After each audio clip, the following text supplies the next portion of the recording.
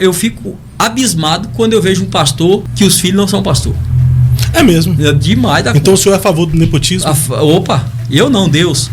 Deus é a favor do nepotismo? Você acha correto que pastores favoreçam seus filhos para assumirem a liderança de igrejas? Mas aí não se torna também um cabide de emprego, pastor? Porque geralmente vem os filhos, vem os familiares e todos acabam sendo assalariados pelo ministério pastoral? Fábio, de novo. E no vídeo de hoje, o pastor Edi Vinagre afirma que Deus é nepotista. Seja muito bem-vindo, você está na TV Debates. Já aproveita, se inscreve no canal, deixa o seu like e vamos pro vídeo. É um milagre, uma chamada, né? Até porque hoje... Eu digo, a chamada é um milagre.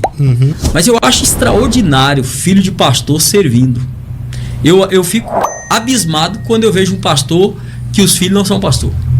É mesmo? É demais da Então o senhor é a favor do nepotismo? Opa, eu não, Deus.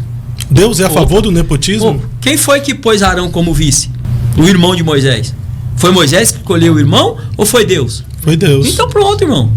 Agora, se o filho do pastor tem chamada, por que não ele? Agora, se toca a bateria, só está tocando porque é filho do pastor. Se não toca, nem para tocar a bateria, esse filho de pastor presta. A responsabilidade de muitos filhos de obreiros fora da igreja hoje, irmão, é fruto de língua de crente. E por que Deus vai olhar e dizer assim, não, o pai então não vou chamar o filho para ser?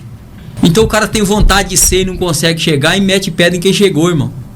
Agora, se é o filho do pastor que chegou, se é o irmão do pastor que chegou, se é o primo do pastor que chegou, a regra não é essa. Tem chamada de Deus? Tem vida no altar? Para aí, o que impede? Então você acredita que Deus é um Deus geracional, até porque o ofício sacerdotal era passado de pai para filho, né? Fábio, vê pro Salmo 112. O Salmo 112, ele tem promessas, e lembre-se que as promessas elas estão no campo condicional. E olha como é que começa. Bem-aventurado o homem que teme ao Senhor e que seus mandamentos têm grande prazer. A promessa do verso 2. A sua descendência será poderosa na terra. A palavra poderosa ali é imponderado. Será cabeça e não cauda. Mas não só a descendência, a sua geração será abençoada. Eu estranho quando uma família de um pastor não está envolvida no ministério e na obra. Porque a promessa de Deus, que não só o filho, mas o neto, o bisneto. Enquanto o DNA dele estiver na terra, porque o Salmo 112, verso 6 diz o quê? A memória do justo fica para sempre. Agora, se você não tem vida com Deus, se você é um cara torto, o contrário é verdadeiro. Provérbios 10, 7. A memória do ímpio. Ímpio ali não é o incrédulo, não. Ímpio é aquele que age impiamente, que não tem compromisso com Deus e com o altar. A Bíblia diz que a memória dele apodrece. Quando ele morre, ninguém nem lembra da memória dele, porque ela cai na podridão. Mas se você tem vida com Deus, meu irmão, sai pra lá com essa conversa que a tua família não é pra estar no altar. Mas aí não se torna também um cabide de emprego, pastor? Porque vem os filhos, vem os familiares e todos acabam sendo assalariados pelo ministério pastoral? Fábio, de novo. Por exemplo, eu conheço um filho de pastor que ele agora assumiu o campo do pai. A convenção permitiu no estado. 63 anos de idade. Mas ele pediu minha opinião. E ele pressionado por isso. Principalmente os pastores mais antigos, irmão, colocaram muitos filhos fora do ministério e fora da igreja. Sabe por quê? Por quê? Por causa dessa opinião igual a sua e de alguns que critica filho de pastor no ministério. Eu só tô fazendo o contraditório. Não, e eu só tô dizendo que é igual a sua. Tá entendendo? É a opinião dele, professor. É a opinião dele, né? Pronto, irmão. Mas e a pergunta dele... Ele fala toda vez isso. A pergunta é o dele... mesmo contraditório, então é. A pergunta dele pra mim foi, Fábio, pastor, eu entendo que o meu filho tem chamada e tudo, mas veja bem, o que a igreja vai dizer? E eu fui com ele exatamente na linha contrária dessa sua. Eu disse, pastor, engraçado. Seu filho lhe serviu durante 30 anos nessa igreja. Esse cara não se projetou profissionalmente. Agora o senhor vai entregar a igreja à convenção que pode trazer o filho de um outro pastor para cá. Agora a pergunta que eu faço para o senhor é o seguinte: se teu filho tem graça, tem vida com Deus, é justo o senhor deixar de entregar a igreja a ele para entregar outro? Entendeu, Fábio? Então é relativo, meu irmão. Mas se a igreja vai colocar um obreiro de tempo integral Qual o problema de pôr seu filho? Então o problema não é, na sua visão, não é a questão do filho assumir o lugar do pai, mas é ele não assumir. Por que os filhos de pastores não estão seguindo os passos do pai? A questão, meu irmão, não é se ele vai assumir, se ele é o vice, se ele vai ser o pastor do setor, se ele vai ser o presidente no lugar do pai. A questão é se ele tem chamada. Mas a igreja aprova a chamada dele. Ele tem vida com Deus. Como é que tá o casamento desse camarada? Ele tá com a primeira mulher, com a segunda, com a terceira, com a quarta? Por quê? Porque senão ele não é exemplo para a igreja. Então nós estamos falando de conduta aqui. Nós estamos falando de princípio. Qual é o princípio? O princípio é que a bênção do pai vai sobre os filhos. Tá entendendo, irmão? Feliz, feliz, feliz. Fale quem quiser do pastor Zé Wellington, irmão. Eu conheço todos os seus filhos que estão no ministério. Me aponte um neto dele desviado. Me aponte alguém da casa dele que está embaixo e não está em cima. Que não é um médico, que não é um dentista, que não é um advogado. Rapaz, falar que aquele homem não tem a bênção de Deus sobre a família dele? Qual que é o prazer de muitos? Que os filhos estejam caídos. Que os filhos estejam nas drogas. Esse é o prazer. Porque veja, Fábio, a probabilidade de um filho de um crente ser bênção na casa de Deus, servindo, seja em qualquer área da igreja, é muito grande. Agora, Deus sabe disso e o diabo sabe disso. Muitas vezes o pai e a mãe é que não sabem. Porque a autoridade de um pai, a autoridade de uma mãe está acima de qualquer pastor, de qualquer apóstolo, de qualquer mestre, está acima disso, irmão.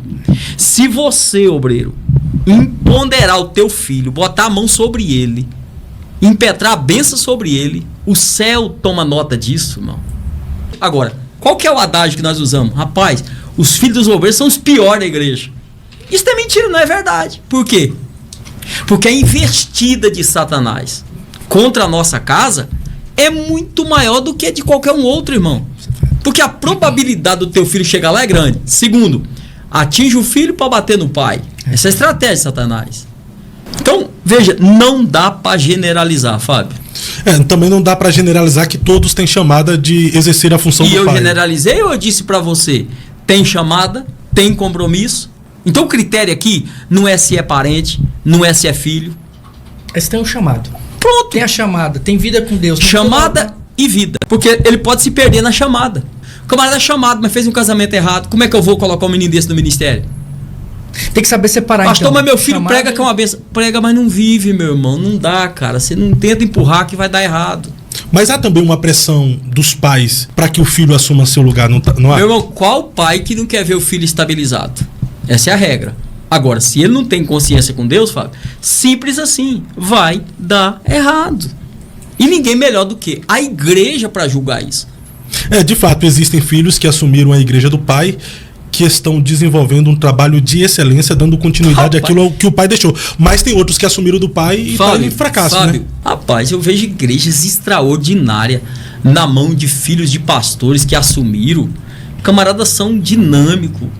Tá entendendo? É o tempo deles, é o momento deles. Estão fazendo um trabalho extraordinário. Diga-se de passagem, tem igreja que está indo muito melhor com o filho do que com o pai. Por quê? Porque é um novo tempo, irmão. O pai não consegue chegar, o pai não consegue transmitir o que a igreja precisa hoje, mas o filho consegue fazer essa ponte. E sem falar também que nós estamos vivendo em um tempo de transição geracional agora, né? É preciso passar para o filho que tem uma visão do que é hoje, né? A cultura que é hoje, né? É porque você sabe que doutrina o cara quebra da noite pro dia, mas cultura não. Cultura está impregnada em você. Um pastor que vem da geração antiga, esquece, irmão. Ele não vai conseguir comunicar com essa geração agora. A igreja foi pega, irmão, no contragolpe. A igreja não estava preparada para isso, não. Então a rede social, de um modo geral, a comunicação, o mundo globalizado, engoliu a igreja. E a pastorzada ficou lá atrás, com a radiola e o radinho de pilha tentando acompanhar, não vira. O negócio está na velocidade da luz. E a mente? Quem é que trabalha isso? Veja bem, não dá para generalizar. Todos têm chamada? Não, é claro que não. Agora, também não dá para você colocar um marco e dizer assim: se é filho de pastor, faz um X. Se é neto de pastor, faz um X. Não serve. Isso não existe, irmão. Mas aí o senhor quebra muito e quebra com excelência as críticas que são feitas ao nepotismo religioso, né? Rapaz, agora, que é nepotismo na visão desse povo? Tá entendendo? O filho assumir a igreja deixada pelo pai. Olha para exemplos bíblicos. Olha o que disse Paulo para Timóteo. Timóteo, a fé que primeiro habitou em quem? Tua avó. Depois em quem? Tua mãe. E aonde está? Em você. Na terceira geração, meu irmão. É isso aí. A fé que Timóteo professou lá na frente começou na avó dele. Ah, pastor, mas não estou falando de crente. Não. Então não vamos diferenciar aqui. Porque se é crente, tem possibilidade de ser batizado com o Espírito Santo. Se é batizado com o Espírito Santo, vai ter possibilidade de ter dom. Se tem dom, vai ter possibilidade de ter chamada. Então, para não ter problema dele ser um nepotismo amanhã, não deixa nem ser crente. Teria que ser a regra. Então os críticos são usados pelo diabo pra... Não, aí você que tá dizendo. Que eu não... Tô jogando a bola pro seu chutar, pastor. Não deixa a responsabilidade pro meu lado, não. Eu acho assim, Fábio, a questão não é ser usado ou não. O grande defeito nosso, eu tô incluído nisso, eu tô me policiando cada dia, é a gente sair vendendo, irmão, do preço que não comprou. Você escuta uma coisa e sai falando o tempo todo, sabe? Essa questão mesmo. Não, porque é nepotismo, você sai falando. Mas para aí, analisa friamente. Vamos ver os casos que deu certo. Essa é a questão. O pastor Galdino Júnior, vou citar porque ele esteve aqui e ele falou em público, no caso da igreja em Santo André, que até hoje está vendo o rebuliço, ele fez uma fala muito... Vocês deixaram o rapaz assumir por um tempo? Deixa ele assumir por um tempo, faz um acordo, deixa ele lá um ano. Deixa ele desenvolver o trabalho. Deixa ele desenvolver o trabalho, né? Chamado. Mas o pouco que vi, faltou uma palavrinha ali chamada transição. O líder que não faz o sucessor peca na sua liderança. Meu Deus do céu. Pesado, mas... Ninguém é eterno, irmão. É isso aí, meus amigos. E você, concorda com a fala do pastor? Deixa o seu comentário aqui abaixo, se inscreve no canal, compartilha esse conteúdo e até o nosso próximo encontro.